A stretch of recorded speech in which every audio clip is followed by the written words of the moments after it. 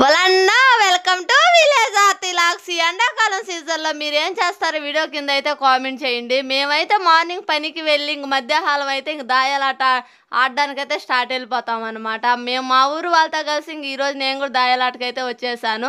ఈ దాయాలాట ఎంతమందికి తెలిసి వీడియో కింద అయితే కామెంట్ చేయండి. ఈరోజు దాయాలు ఆడడానికి ఎక్కువ మంది వచ్చాం కాబట్టి 2 గ్రూపులు అయితే పెట్టామన్నమాట. మేము దాయాలు ఆడుతుంటే మా అమ్మ అయితే ఖచ్చితంగా వాన అయితే పడుతుంది అని అంటున్నాడు. ఎందుకంటే ఈ దాయాలు ఆట ఆడితే వాన పడుతుంది అనేది నమ్ముతాము. ఒకసారి అయితే పడుతుంది, ఒకసారి అయితే ఖచ్చితంగా పడదు. ఫైనల్ అయితే మా మామ కోరుకున్నట్టు మబ్బులన్నీ ఎగేసాయి అనమాట వాన కోసం అయితే.